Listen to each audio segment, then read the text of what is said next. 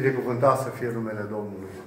În seara asta, din nou, suntem împreună în casa Domnului pentru slujire, pentru îmbărbătare și pentru zidire sufletească. Dumnezeu să vă binecuvinteze. Doresc să începem cu o rugăciune. Împreună cu noi sunt un grup de câțiva frați pentru slujire cu cântarea, pentru chinare și laudă. Avem pentru mesajul din seara aceasta pe fratele Titi, Dumnezeu să-l binecuvinteze. Dorim ca el să ne aducă un cuvânt din partea Domnului. Nu înainte ca să începem cu o rugăciune, să cerem binecuvântarea lui Dumnezeu peste seara aceasta, peste timpul acesta.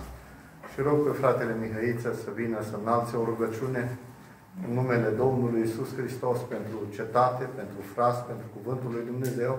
Apoi vom lăuda pe Domnul cu o cântare și fratele Titi va citi cuvântul lui Dumnezeu și ne va vesti din cuvântul lui Dumnezeu. Fratele Mihăiță să ceară binecuvântare. Te slăvim, Stăpâne Sfânt din ceruri, și ne-am strâns în seara aceasta să binecuvintezi nu numai sufletele noastre, Doamne, și a celor care ascultă cuvântul Tău. Amin, Doamne. Avem nevoie de Tine, avem nevoie de cuvântul Tău, Doamne. Vrem să fii de partea noastră, să binecuvintezi frații, surorile, Doamne, care ascultă cuvântul Tău, Doamne. Fă cuvântul Tău să prindă viață, Doamne. Nu că nu este, Doamne, atâția ani, Doamne, ne-ai oferit atâta har, atâția ani, Doamne, ne-ai dat atâtea binecuvântări. Și cunoaștem puterea Ta, să mulțumim de dragostea Ta. Te rugăm să rămâi cu noi, Doamne. Amin, Doamne. Dă putere cuvântului Tău și acolo unde pătrunde, Doamne, să aducă viață. Nădăjduim în Tine, Doamne, nădăjduim în sprijinul Tău. Știm, Doamne, că Tu ai un plan în toate lucrurile acestea, Doamne, cu boala aceasta, cu neputința aceasta, Doamne, cu infecția aceasta. Chemăm numele Tău, Doamne, și ne încredem în Tine. Știm că într-o zi, Doamne, toate lucrurile vor fi bine, Doamne, pentru că Tu ești păstorul cel mai bun, ești cel mai minunat sprijin, Doamne, și din toate vremurile, Doamne, Tu ai avut o metodă de scăpare pentru om și pentru noi toți, Doamne. De aceea îți mulțumim și Te slăvim și fă timpul acesta să fie o binecuvântare pentru noi toți. Amin. Lăudați să fie numele Domnului. Fratele Narcis, fratele Răzvan, fratele Florin, fratele Sami și fratele Dănuț vor lăuda pe Domnul cu o cântare și apoi ne vom ruga în cugetele noastre, în gândurile noastre pentru fratele Titi, ca Dumnezeu să-i dea putere să ne vestească cuvântul Domnului. Ne vom ruga și pentru voi care sunteți acasă și n-ați putut ajunge, pentru că asta este situația, nu ne putem strânge, dar în Duhul suntem împreună. Să fiți binecuvântați de Domnul. Lăudăm pe Domnul cu o cântare prin frați și apoi ascultăm cuvântul Domnului. Amin.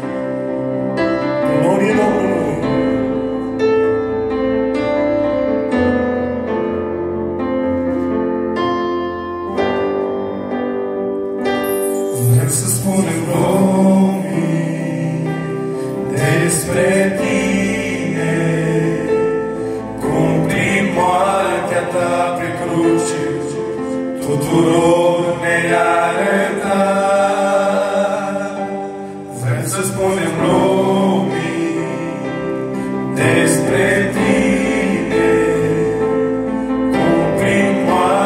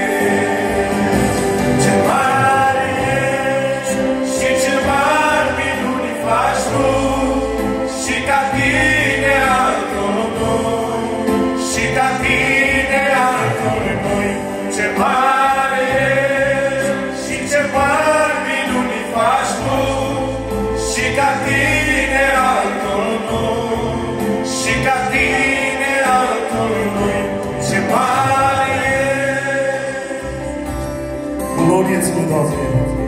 Nimeni nu e ca Tine. Nimeni nu se poate asemăna cu Tine. Slăvit să fie numele Tău. O, Doamne mare, când privesc eu lumea, ce ai creat-o prin al Tău cuvânt, ființele ce podobesc natura, o deală într-un la Iisus ca să schimb. Atunci schimbă-le stăpânitor, ce mare ești, ce mare ești. Atunci schimbă-le stăpânitor, ce mare ești, ce mare ești.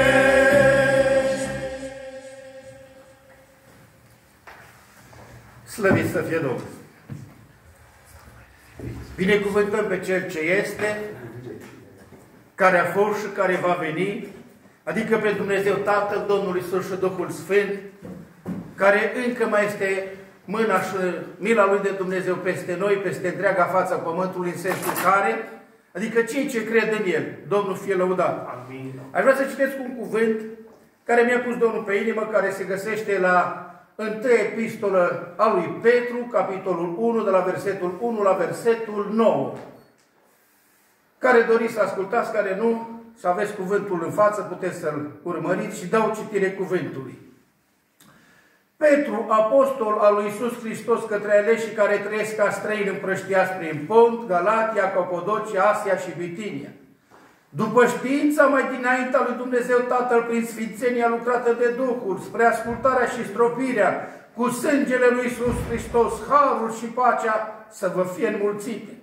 Binecuvântat să fie Dumnezeu Tatăl Domnului nostru Iisus Hristos, care după îndurarea sa cea mare ne-a născut din nou prin învierea lui Iisus Hristos din morți la o nădejde vie și la o moștenire nestricăcioasă și neîntinată și care nu se poate vesteji, păstrată în ceruri pentru voi. Voi sunteți păziți de puterea lui Dumnezeu prin credință, pentru mântuirea gata să fie descoperită în vremurile de apoi.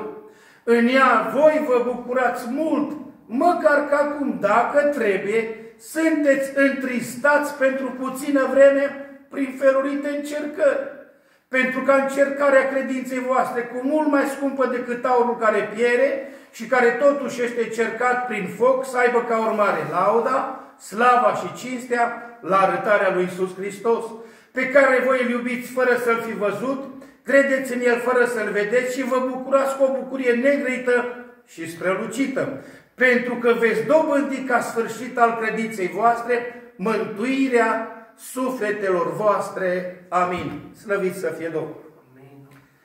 Cred că majoritatea creștinilor, și aceasta spun că în majoritatea, toți am spus în inima noastră, Doamne, n-aș fi crezut niciodată că s-ar fi putut întâmpla să prindem vremurile acestea.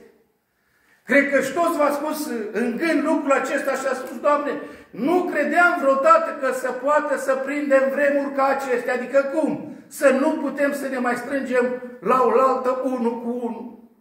Dar să știți că majoritatea, o spun în dreptul meu, așteptam zilele acestea. Pentru că cei care au Duhul Sfânt, aceia înștiințează Domnul, cum trebuie să se poarte, cum trebuie să vorbească și ce trebuie să facă mai mult ca toate în vremurile sfârșitului. Și credem că și noi care suntem însuflați de Duhul Sfânt și suntem călăuziți de Duhul Sfânt, cred că toți am avut gândul acesta ca să putem să așteptăm și zilele acestea și iată că au venit. Dar pentru noi care ne temem de numele Lui Dumnezeu, pentru noi care iubim numele acest frumos al Domnului Iisus Hristos, să știți că nu este o surpriză. Ne așteptam vremurile acestea și iată că au venit, înseamnă că mai departe Domnul nu vrea altceva decât cum spunea în cartea lui Ezechia, pe viața mea, zice Domnul, că-și nu doresc moartea păcătosului, cu toate că ești pocăit. Dar fiecare Dumnezeu ne știe și ne știm și noi purtările noastre, ne cunoaștem și noi starea noastră. Dar în ceea ce privește vremea aceasta spune că și pe viața mea, zice Domnul, că-și nu doresc moartea păcătosului, ci vreau mai degrabă să se întoarcă de la calea lui cea rea și să vină la mine. Și am zis, Doamne, îți mulțumim, pentru că în vremea aceasta de mult așteptam să se întâmple ceva. Știți de ce? Parcă mulți am luat-o, mulți am spus asta în întreaga omenire, mulți creștini au luat-o de multe ori pe căi stricate. S-au abătut în stânga și în dreapta și Dumnezeu, ca un păstor bun, vrea să ne strângă staulul lui ca mai departe să putem să fim plăcuți lui în purtarea, în vorbirea noastră, în știrea noastră și mulțumim lui. Spuneam și mă gândeam acum până să mă anunțe fratele Dan ca să ajungem mai la un îndemn. O, Doamne, îți mulțumesc că parcă ai mai dat acest prospețime în inima mea să mai iau un sacou pe mine, să mai mă îmbrac ca zi de sărbătoare cum mă îmbrăcam altădată. Mă uit că avem acum haine, avem cămăși care nu mai sunt evenimente să te îmbraci.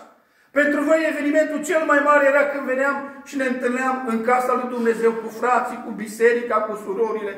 Și am zis, Doamne, îți mulțumim totuși. Ne-ai lăsat la îndemână zeci de ani de zile să ne bucurăm. Ne-ai lăsat la îndemână zeci de ani să gustăm din bunătatea Ta. Și iată-ne că eu unul sau majoritatea care aveți credință în Dumnezeu, puteți să spuneți că suntem ca niște oameni împliniți. Ceea ce ne-a stat în putere să putem să facem voia lui Dumnezeu, lucrarea lui Dumnezeu, să stăm la îndemâna Domnului, că acolo unde a fost nevoie să ajungem, să ne trimeată, să putem să facem ce ne-a stat în putere. Pe mine unul nu mă mustră cugetul, nici pe tine nu te mustră cugetul, dar știți de ce? Pentru că fiind parte dintr-o biserică binecuvântată de Dumnezeu, care prin harul Domnului, în tot ceea ce a făcut Domnul în bisericuța din Lăzărești, să știți că n-a făcut-o decât prin părtășia în dragoste, în unitate și mulțumim lui Dumnezeu. Slăvit să fie numele. Așa că am auzit de multe ori, nu numai de la mine, de la majoritatea fraților care au trecut pe aici, că cuvintele acestea, nu vă temeți. E scris în Biblie de 365 de ori. Slăvit să fie Domnul din ceruri. Când spune nu vă temeți, pentru fiecare zi din viața ta este o mână a lui Dumnezeu, care nu trebuie să te temi nici de ciumă, nici de molie, nici de săgeata, care bânte ziua la amiaza mare. De ce? Căci de partea noastră e Dumnezeu, mărit să-i fie numele.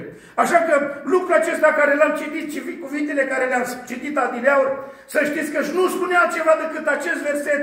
Mi-am aruncat ochii și așa de frumos spune cuvântul lui Dumnezeu. Voi sunteți păziți de puterea lui Dumnezeu prin credință când? Pentru mântuirea gata să fie descoperită când? În vremurile de apoi. Cine credeți că ar putea să stea în picioare? Cine credeți că ar putea să reziste acestui virus care se numește corona sau COVID-19? Credeți că aș putea vreun om să zică că eu să stau acum în mijlocul orașului și o să vedeți că și de mine nu se atinge nimic? Noi n-am vrea să-i ispitim pe Domnul. În toate lucrurile, dacă Dumnezeu a spus și în cartea Leviticul, care spune, este cartea Sfințeniei. Dacă cineva se atinge de un mort, să ducă să spene hainele și este până seara necurat. Observați dumneavoastră, atâtea lucruri ne învață Biblia și firește și duhovnicește, cu atât mai mult noi. Trebuie să ascultăm și de stăpâniri și de dregătorii care sunt puse, că spuse de Dumnezeu și am zis, Doamne, îți mulțumim. Să știți că au mai fost vremuri ca acestea. De când s-a înființat poporul lui Dumnezeu, de când a trebuit Dumnezeu să scoată poporul din Egipt, știm că una dintre urgiile care a trebuit să vină peste popor, una din lucrările a trebuit să spună Dumnezeu într-o noapte, când venea nimicitorul, fiecare, după ce veți lua un miel și veți junghea și veți spune pe ușoriu și stânga, dreapta și sus, fiecare noapte aceea să nu iasă din casă. Și iată că sunt niște decrete date și de Dumnezeu și de oameni, așa că trebuie să le împlinim. Și n-aș vrea să vă spun altceva decât că ceea ce se întâmplă în vremea aceasta a mai fost și în vremuri de demult. Adică știți de ce? Copiii lui Dumnezeu, poporul lui Dumnezeu, când cade în neascultare, Dumnezeu trebuia să ia măsuri. Când poporul lui Dumnezeu cădea în neascultare, Domnul trebuia să ia măsuri și a spus odată lui Ieremia, n-am cum să nu te pedepsesc. N-am cum, trebuie să te pedepsesc. Și așa și noi, frați și surori, pe lângă faptul că Dumnezeu este plin de milă și de îndurare, mi-e și un Dumnezeu gelos. Nu știu, de multe ori auzeam aceste cuvinte că cuvântul de gelozie nu se folosește în termenii noștri populari decât gelos față de soția ta. Nu zic altceva, spune, măi, un om gelos, să nu-și vadă soția sau să nu-și vadă soțul în altă parte sau în stânga sau în dreapta, adică în locuri nepermise, și de aceea vrea să spun că și gelozia lui Dumnezeu atât de mare, ca și cum ai avea tu față de soția ta, dacă ar fi să o vezi în altă parte, și așa că și Dumnezeu, din gelozie și totuși din dragoste, vrea să ne întoarcă pe toți, care poate am luat-o pe călăi rătulanice și vrea să ne întoarcă din nou pe calea care duce către cer, slăvit să fie Domnul. Știți bine că în vremea când a trebuit ca Dumnezeu să aducă o pedeapsă peste poporul Israel, spune că Eli, preotul, avea doi copii, Hofni și Fineas. Și acești copii atât de mult l-au întristat pe Dumnezeu, care erau preoți, dar nu cunoșteau pe Dumnezeu, că a trebuit să aducă o științare în miez de noapte, printr-un copil, printr-un tânăr, pe nume de Samuel. Aduce o științare și îi spune dreptul lui Eli judecata. Și când spune această judecată, Dumnezeu trebuia să se o ducă la îndeplinire. Crescând Samuel mare în casa lui Dumnezeu, îi aducem aminte că atunci când a trebuit să ajungă poporul la luptă și au fost înfrânți în prima bătălie, spune că trebuie să luăm chivotul. Și au luat chivotul cu ei. Și acolo când au luat chivotul, spune că, crezând că acum o să îi scoată Dumnezeu biruitori, spune că și pe câmpul de bătaie, pe lângă faptul că au luat și chivotul, au murit și cei doi copii ai lui Eli. Atunci când a trebuit să nască nora lui Eli, spune că atunci copilul care se năștea vrea să-i spune slava lui Dumnezeu, dar a spus numai slava lui Dumnezeu. Am să-i pun numele Icapod, adică numai slava lui Dumnezeu. De ce? Când se ia chivotul, parcă nu mai simți bucuria nici în drum, nici pe drum, nici oriunde te duce, oriunde te duce sau unde ai lucra, oriunde ai călători, să știi că și totdeauna ești cu gândul unde? În casa lui Dumnezeu. Dar mulțumiri fie aduse lui Dumnezeu. Pentru noi care știm că ce înseamnă chivotul lui Dumnezeu, spune că trecuse multă vreme de atunci când se luase chivotul, aproape 20 de ani de zile. Pentru că atunci când filistenii au luat chivotul și l-au dus la ei după 7 luni de zile, după ce s-au umplut de bube și le-au dus în stânga și în dreapta, au trebuit să-l ducă înapoi. Știm așa cât de cât istoria și spune că a ajuns în casa lui Abinadab. Ajungând în casa acestui om, spune că l-a pus ca preot pe Eleazar ca să poată să slujească Domnului, dar să știți, după 20 de ani de zile și-a adus aminte David. Când a ajuns la împărăție și-a adus aminte David de chivot. Și spune că trecuse multă vreme de când nu mai era chivotul lui Dumnezeu, cum s-ar spune, la îndemâna oamenilor. Și deodată spune, hai să aducem chivotul de acolo, unde să-l ducem? Îl ducem la David, el trebuie să-l ia. Pe drum, când spune că l-au pus într-un car nou și tras de niște boi, ducând acest chivot spre David, spune că deodată când a trebuit să alunece chivotul, spune că Uza, un om, ca tine sau ca mine, nu era de vină Uza. Spune, a vrut să pună, să împiedice, să nu calvă chivotul și a murit. S-a făcut o spărtură atunci și a zis David, vai, n-am cum să aduc chivotul lui Dumnezeu la mine, că a văzut că e un Dumnezeu care poate să-și omoare. Și știți unde a ajuns chivotul lui Dumnezeu? În casa lui Obed-Edom. Domnul fie lăudat. Domnul fie binecuvântat. Știți câte luni a stat chivotul în casa lui Obed-Edom? 3 luni de zile, frați și surori. Dacă vă citesc acolo niște cuvinte în dreptul acestui om, care spune cuvântul lui Dumnezeu, dacă nu mă înșel, am să găsesc imediat, spune așa, chivotul lui Dumnezeu a rămas 3 luni la familia lui Obed-Edom, în casa lui, și Domnul a binecuvântat casa lui Obed-Edom și tot ce era al lui. Ascultați-mă! Dumnezeu vrea în vremea aceasta, în casa ta, să ajungă chivotul lui Dumnezeu prin rugăciune și post și cântări. Aleluia, slăvit să fie Domnul! Să știți că și Dumnezeu are metode cum să aducă mai departe în cortul tău și în familia ta, pe lângă faptul, cuvântul, să aducă cântarea, să aducă rugăciunea și să aducă și pe cei din casa ta. Cum? Noi nu știm cum. Dar iată că spune că și casa lui Obed-Edom 3 luni de zile a fost binecuvântat. Un timp poate scurt, o lună, 2, 3, într-o vreme ca aceasta, e hotărât de Domnul să facem mai multe altare în casele noastre, în familiile noastre. Chiar altă dimineață când ne-am strâns, pentru un suflet a fost o lucrare, căci Domnul vrea să o aducă în casa și pe calea Lui. De ce? Că e bun Dumnezeu. Mă uitam, zic, Doamne, dacă nu mai vin unii la adunare, uite că Dumnezeu își face timp prin slujitorii lumii Lui ca să poată să cheme și alte suflete de lângă Chivot, care nu veneau la Chivot sau la Cuvântul lui Dumnezeu. De aceea aș dori să înțelegi că toate sunt hotărâte de Dumnezeu. Să știți că fiecare suflet, fiecare om care are Duhul Sfânt, e posibil să nu fi știința pe cineva, ca să poată să înțeleagă că își vor veni și vremuri de strâmtorare.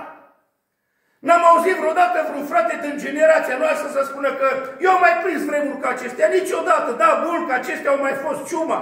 Acum 100 de ani și au murit milioane de oameni. Dar să știți cum sunt acum creștinii, întristați pentru puțină vreme, este după voia lui Dumnezeu ca să ne încerce credința, frați și surori. Ca să ne încerce credința să putem și mai mult să strigăm la Dumnezeu și mai mult să ne dezlipim de pământul acesta și mai mult, cum spunea fratele Dan, căci prea mult le-am îngrijit de lucrurile acestea firești pământești. Dimineața ascultam cuvântul acesta, de aceea îl binecuvântăm pe Dumnezeu în orice vreme, spunea salmistul. Și când suntem bine și când suntem mai puțin bine. Să știți că de multe ori auzeam că prigoana când venea, primul lucru care făcea în dreptul creștinilor, vreau să le ia Bibliile și într-o măsură le lua. Dar cuvântul din inimă nimeni poate să ți le ia. Suflete care asculți în seara aceasta acest cuvânt. Dar cuvântul din inimă nimeni nu poate să ți le ia. Și a zis, Doamne, îți mulțumim că noi suntem pecetuliți cu puterea Duhului Sfânt pentru ce? Pentru ziua răscumpărării, când se va auzi atunci o strigare cu sunetul unui arhanghel, cu trâmbița unui arhanghel, vom auzi glasul lui Dumnezeu când ne vom întâlni pe norii cerului. Și a zis, Doamne, învrednicește-ne, rugându-ne unii pentru alții să avem parte și de ziua aceea minunată care cu siguranță acum o așteptăm mai mult ca oricând. Nu mai ai plăcere nici de casa ta, nici de mașina ta, nici de tot ceea ce ai lucrat sau ai muncit o viață întreagă. Vorbeam cu frate în Anglia care toată familia lui era, să zic așa, atinsă, nu chiar bolnavă, rău. Era atinsă de o gripă așa mai mică, dar să știți că și tot din acest COVID se trăgea. Spunea, frate Titi, abia aștept să se facă pace și liniște. Nu mai îmi trebuie nimic. Am văzut ce înseamnă și plângea și se mărturisea. Și spunea, frate, dacă cumva l-am supărat pe Dumnezeu, spun și înaintea ta, Domnul să mă ierte, dacă am judecat pe cineva, Domnul să nu ține în seamă. Și cu lacrimi, spunea fratele acestea Miclovan, în toată inima, uite, am și băiatul infectat, am și soția, am și fetele, dar cred că Dumnezeu ne va izbăvi. Primul lucru spunea, când va veni pace și liniște, dacă mai fi îngăduit de Domnul, am să plec spre casa mea și acolo să mă ia Dumnezeu din cortul meu. Și a zis, bun lucru.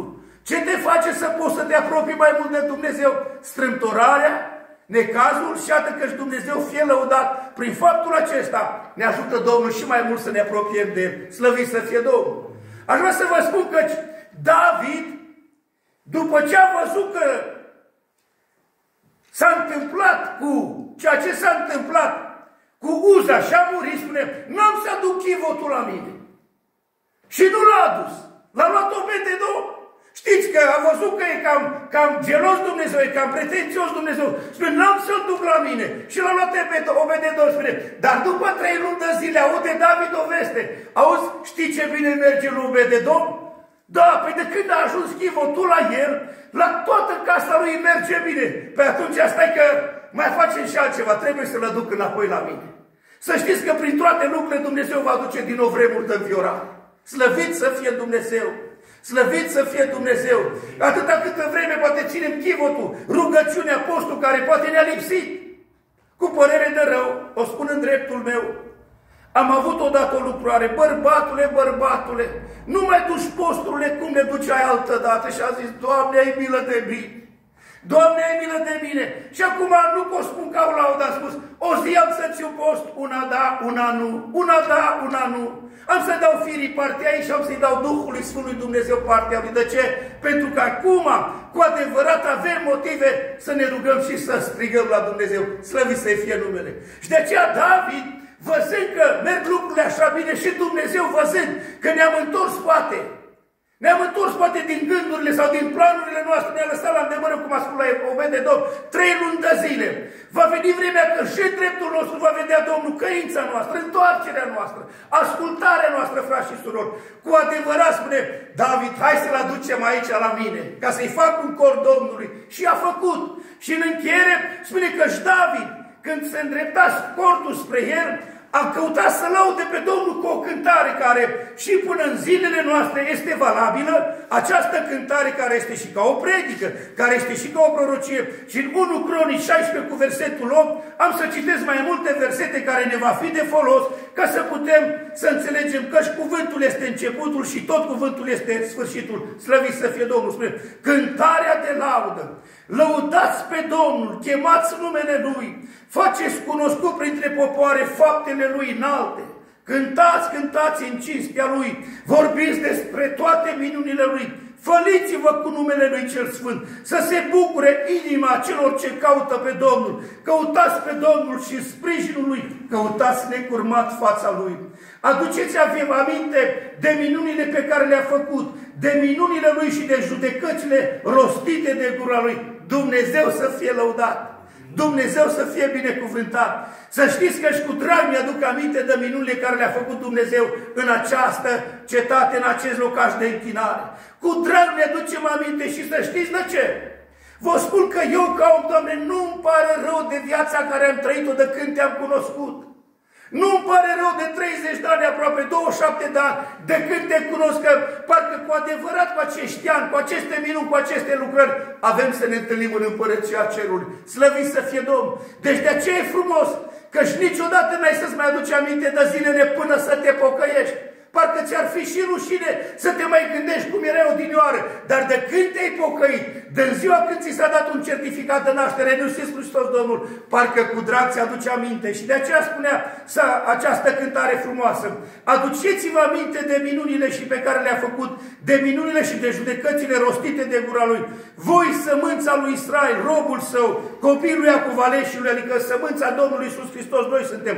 Domnul este Dumnezeul nostru. Judecățile se împlinesc pe tot pământul. Amin. Aduceți-vă aminte totdeauna de legământul Său, de făgăduințele Lui, făcute pentru 1000 de neamuri de oameni, de legământul pe care le-a făcut cu Avram și de jurământul pe care l-a făcut lui Isaac. El a făcut o lege pentru Iacov, un legământ veșnic pentru Israel, zicând, îți voi da țara Canaanului, Doamne ajută-ne. Pentru noi este valabil Canaanul ceresc, aleluia. Când spui Canaan pentru tine, frate și soră, care îi spunea și lui Avram că tu ești străin, tu ești venetic, pentru că și noi avem o patrie cerească. Dacă lui Avram i-a spus că ești străin și un venetic, închipuiți-vă, așa suntem și noi, străini și călători. Pentru noi este Canaanul ceresc pregătit, slăvit să fie Domnul.